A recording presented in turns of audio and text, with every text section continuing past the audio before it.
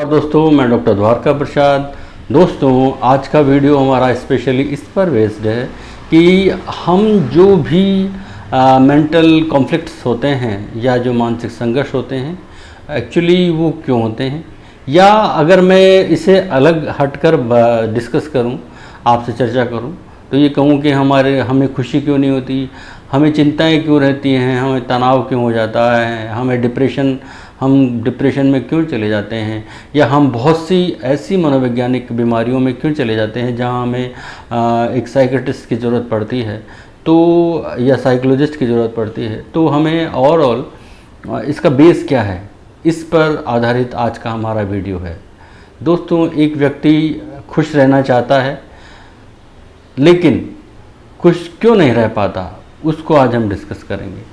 तो एक्चुअली होता क्या है कि प्रत्येक व्यक्ति, कोई भी व्यक्ति, वो किसी न किसी रूप में जो है ये मानसिक संघर्ष की स्थिति में होता है। चाहे वो एक डॉक्टर ही क्यों ना हो, चाहे वो एक इंजीनियर ही क्यों ना हो, चाहे वो एक बहुत अच्छे लेवल पर पढ़ा लिखा हो, पॉलिटिशियन हो, या कोई भी हो, किसी भी फील्ड का व्यक्ति हो, तो उसमें जो मेंटल कॉन्फ्लिक्ट्स है या जिसे हम मानसिक संघर्ष कहते हैं, वो किसी न किसी रूप में होता ही है। हम ये कहें कि कोई बहुत बड़ा जो है व्यवसायी है या इंडिया का टॉप मोस्ट जो है व्यवसाय करने वाला व्यक्ति है, धनी व्यक्ति है, उसको मेंटल कॉन्फ्लिक्ट्स नहीं है, तो ये बिल्कुल गलत होगा। ये मेंटल कॉन्फ्लिक्ट्स या मानसिक संघर्ष हर व्यक्ति के जीवन में होता है। ये कम या ज़्यादा हो सकता है, पर होता सभी को है। ये होता क्या है, मानसिक संघर्ष या मेंटल कॉन्फ्लिक्ट्स क्या है? दोस्तों, ये एक ऐसी स्थिति है जहां दो या दो से अधिक जो है विरोधी इच्छाएं जो असंगत होती हैं, जो एक साथ संतुष्ट नहीं हो पाती हैं, तो जब ये एक साथ आकर आपस में मिलती हैं, तो उस स्थिति को हम मेंटल कॉन्फ्लिक्ट्स कहते हैं या मानसिक संघर्ष की स्थिति कहते हैं।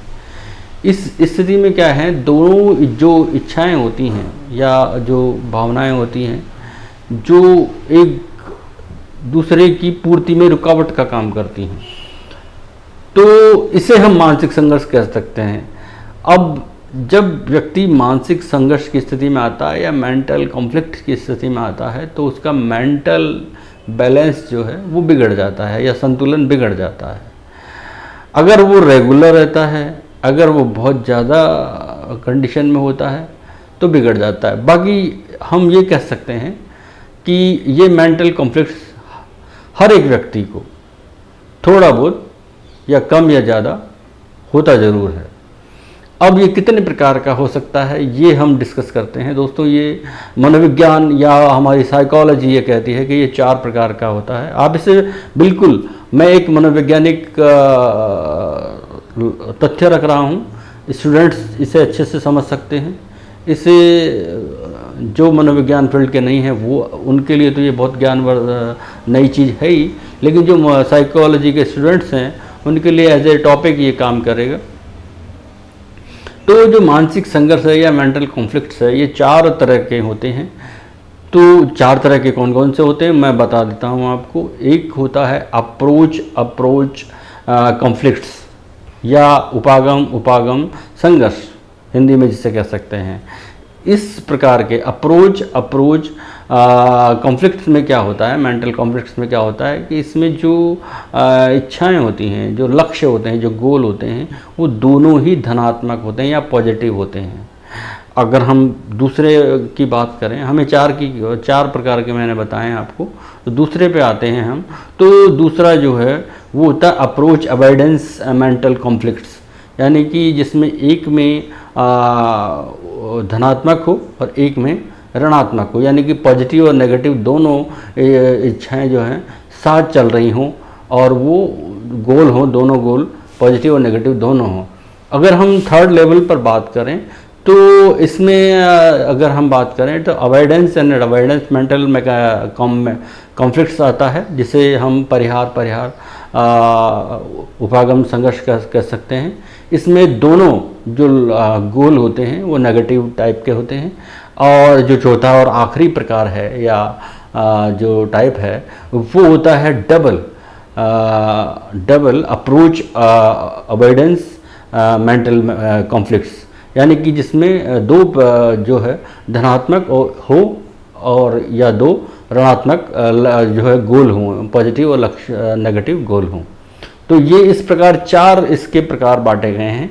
अब इनको अगर हम एग्जाम्पल के पॉइंट ऑफ व्यू से समझें तो इसको इस तरह हम कह सकते हैं कि दोस्तों जब पहला प्रकार जब आता है जिसे हम ये कहें कि अप्रोच मेंटल कॉन्फ्लिक्ट जो होता है वो उसमें एक एग्जाम्पल के हिसाब से हम समझे तो कैसे होते हैं। तो दोस्तों इसमें क्या होता है कि इसमें दोनों जो गोल होते हैं या जो दोनों असंगत इच्छाएं जो होती हैं वो पॉजिटिव टाइप की होती हैं। इसको एग्जाम्पल के हिसाब से अगर हम समझें तो हम ये समझ सकते हैं कि जब एक व्यक्ति एक स्टूडेंट की बात करें हम, तो वो स्टूडेंट ये देखता है कि मेरे दोस्त की शादी है और मुझे शादी में शामिल होना है, लेकिन उसी दिन उसी रात को उसके फादर की कोई अर्जेंट मीटिंग है और बहुत इम्पोर्टेंट मीटिंग है, उसमें भी वो फादर उसको साथ रखना चाहते हैं। तो यहाँ उसके सामने एक मानसिक संघर्ष की स्थिति हो जाती है या मेंटल कॉन्फ्लिक्ट्स की स्थिति हो जाती है, जिसमें वो ये तय नहीं कर पाता है कि मुझे दोस्त की शादी में शामिल होना है या फादर के साथ उनकी मीटिंग में शामिल होना है। तो यहाँ वो बहुत अजीबोगरीब स्थिति हो जाती है और यहीं से मेंटल कॉन्फ्लिक्ट स्टार्ट हो जाता है, जो बाद में जिस भी मीटिंग के छूटने के बाद जिस भी प्रोग्राम को वो अवॉइड करता है वो उसके लिए कॉन्फ्लिक्ट का काम करता है या संघर्ष मानसिक प्रॉब्लम क्रिएट करता रहता है। तो ये तो हुआ पहला टाइप। अगर हम दूसरे टाइप का एग्जाम्पल पॉइंट ऑफ व्यू से बात करें जिसे हम अप्रोच अवॉइडेंस मेंटल मैकेनिज्म का कॉन्फ्लिक्ट्स कहते हैं, तो उसके हिसाब से देखें तो इसमें एक पॉजिटिव होता है और एक नेगेटिव गोल होता है। तो इसमें ये हम इसको एग्जाम्पल पॉइंट से ये कह सकते हैं कि जैसे एक व्यक्ति को अधिक वेतनमान वाली नौकरी मिल रही है या एक बेरोजगार व्यक्ति को नौकरी मिल रही है, नौकरी तो मिल रही है उसको बेरोजगार को या अधिक वेतनमान तो मिल रहा है, लेकिन बहुत अपने घर के से कई किलोमीटर दूर जाकर हज़ारों किलोमीटर दूर जा कर के उसको ये जॉब मिल रही है। तो यहाँ वो ये देखता है कि भाई मुझे नौकरी मिल रही है या मुझे अधिक वेतनमान वाला जॉब मिल रहा है, लेकिन बहुत दूर जाकर मिल रहा है। तो यहाँ उसके मेंटल में जो है कॉन्फ्लिक्ट स्टार्ट हो जाता है, यहाँ वो तय नहीं कर पाता और उसकी कई सारी एंजाइटी, डिप्रेशन और टेंशन क्रिएट होने लगती है। अगर मैं थर्ड टाइप की बात करूं जहां पर जो है अवॉइडेंस मेंटल कॉन्फ्लिक्ट्स की स्थिति होती है, तो इसमें दोनों जो गोल होते हैं वो नेगेटिव टाइप के होते हैं। यानी कि ये कह सकते हैं हम सीधी भाषा में कि इधर कुआं उधर खाई। यानी कि जैसे किसी स्टूडेंट को ये कहा जाए कि आपके सामने 2 सब्जेक्ट है, फिजिक्स एंड केमिस्ट्री, उसमें से आपको एक चूज करना है। अब उसके दोनों ही सब्जेक्ट उसके लिए वो दोनों सब्जेक्ट में पुअर है, तो वो ये समझ नहीं पाता है कि उसको करना क्या है, कि मैं फिजिक्स जो है लूँ या केमिस्ट्री लूँ, क्योंकि वो दोनों में ओवरऑल इतना एक्सपर्ट नहीं है।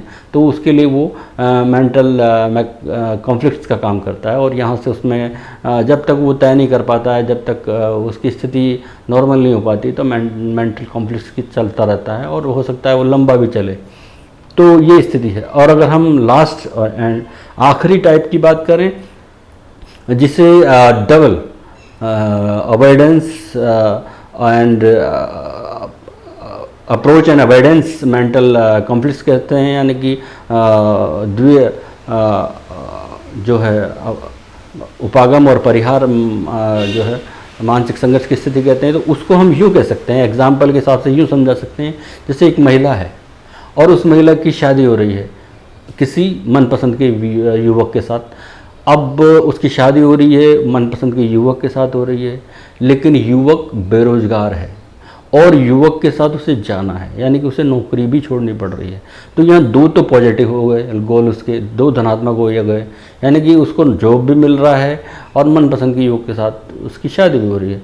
लेकिन 2 चीज़ नेगेटिव तुरंत हो रही है उसके साथ, कि उसको नौकरी छोड़नी पड़ सकती है या पड़ रही है, या दूसरा जो है उसे ये करना पड़ रहा है कि उसे अपने जो है सामने जो युवक है वो बेरोजगारी की स्थिति में मिल रहा है, यानी कि वो जॉब सर्विस क्लास नहीं मिल रहा है। तो यहाँ 2 चीज़ें हो गई कि उसे अपनी नौकरी छोड़नी पड़ रही है और मनपसंद के युवक से तो काम करना पड़ रहा है पर नौकरी छोड़नी पड़ रही है और जो है उसके साथ जाना पड़ रहा है। तो दो तरह की चीज़ें हो गई उसके साथ कि वो double positive and double negative condition में रहती है। तो ओवरऑल ये मेंटल कॉन्फ्लिक्ट की कंडीशंस होती हैं, इसी तरह की सब जगह होती है, चाहे वो किसी भी प्रोफेशन में हो, किसी भी तरह के काम में हो, सर्विस में हो, जॉब में हो, टेंशन में हो, यानी कि वो चाहे किसी ग्लैमर वर्ल्ड में हो, चाहे पॉलिटिकल वर्ल्ड में हो, चाहे एजुकेशन लाइन में हो, चाहे किसी घर में हो, चाहे महिला हो, पुरुष हो, बच्चे हो, वो ये मेंटल कॉन्फ्लिक्ट हर किसी के साथ होता है, युवक हो। अगर हम इसके समाधान की बात करें, मेंटल कॉन्फ्लिक्ट्स के समाधान की बात करें, तो दोस्तों इसका दो तरह से समाधान होता है, एक कॉन्शियस लेवल पर और एक अनकॉन्शियस लेवल पर। कॉन्शियस लेवल की अगर हम बात करें तो कॉन्शियस इन द सेंस चेतन अवस्था, जागृत अवस्था। व्यक्ति जब भी कोई काम चेतन अवस्था में करता है या जागृत अवस्था में करता है तो दोस्तों ये तय है, मैं पहले के वीडियो में अच्छे से बता चुका हूँ मैं कि जागृत अवस्था इन द सेंस कि आप सोच विचार कर रहे हैं, उसके तर्क वितर्क कर रहे हैं, उसके पक्ष विपक्ष के बारे में निर्णय ले रहे हैं, तो आप अच्छे से उसके बारे में निर्णय ले रहे हैं। तो इस तरह कॉन्शियस लेवल पर उसका समाधान किया जाता है मेंटल लेवल कॉन्फ्लिक्ट्स का जो भी होता है। अगर वो कॉन्शियस लेवल पर लेता है तो जागृत अवस्था में जो भी लेता है तो वो अच्छे से उसके बारे में सोच विचार करके तय कर लेता है कि भाई इसको मेरे को तुरंत ही शॉर्ट आउट करना है प्रॉब्लम को। लेकिन अगर वो कॉन्शियस लेवल पर उसका समाधान करता है, यानी कि रात को जब वो सो जाता है और अनकॉन्शियस लेवल पर उसका समाधान चाहता है, तो उसका जो चिंतन आप समझ सकते हैं कि अनकॉन्शियस लेवल में ना वो सोच रहा होता है, ना वो तर्क वितर्क कर रहा होता है, ना उसके पक्ष विपक्ष की बातें होती हैं। वो केवल अपने सुख को प्राप्त करना चाहता है, उसका सुख किस दिशा में जा रहा है। तो वो वहाँ अपने ईगो को जो है इस प्रकार उसका ईगो जो है इस प्रकार कुछ डिफेंसिव एक्टिविटीज़ या युक्तियाँ जो है रक्षात्मक युक्तियाँ बनाता है, जहाँ उसके संघर्ष का या मेंटल कॉन्फ्लिक्ट्स का समाधान हो जाता है। और इन रक्षात्मक युक्तियों को हम मानसिक मनोरचनाएं युक्तियाँ भी कहा जाता है, मनोरचनाएं भी कह सकते हैं। और इस तरह की में कई सारी चीज़ें आती हैं जिसमें दमन होता है, विस्थापन होता है, प्रतिगमन होता है, रूपांतरण होता है, प्रोजेक्शन होता है। तो इस तरह की जो एक्टिविटीज़ है या युक्तियां हैं, मनोरचनाएं, मेंटल डिफेंसिव एक्टिविटीज़ है, उनके द्वारा ये प्रॉब्लम को शॉर्ट आउट किया जाता है अनकॉन्शियस कंडीशन में। तो इस प्रकार दोस्तों मेंटल कॉन्फ्लिक्ट्स को एक व्यक्ति, एक युवा, एक व्यवसायी, एक महिला, एक पुरुष किस तरह करता है हैंडल, ये उस पर डिपेंड करता है कि वो कॉन्शियस पे करता है या अनकॉन्शियस लेवल पे करता है। हाँ, उससे एटलीस्ट आना कॉन्शियस लेवल पर ही पड़ता है, अनकॉन्शियस लेवल पर तो वो बहुत लंबे तक चला जाता है और वो कई सारे जो है मानसिक बीमारियों से ग्रसित हो जाता है, क्योंकि उसकी प्रॉब्लम शॉर्ट आउट नहीं होती और वो एंजाइटी, फिर उसके बाद तनाव, उसके बाद डिप्रेशन और बहुत सारी मेंटल प्रॉब्लम में घिर जाता है। और एटलीस्ट उसको आना साइकोलॉजिस्ट के पास ही पड़ता है, जहां उसका समाधान किया जाता है। दोस्तों, मेरा ये वीडियो आपको कैसा लगा कमेंट करके ज़रूर बताइए। और कोई भी किसी भी तरह की मनोवैज्ञानिक जानकारी आपको चाहिए तो आप कमेंट ज़रूर करिएगा। धन्यवाद। Thank you very much.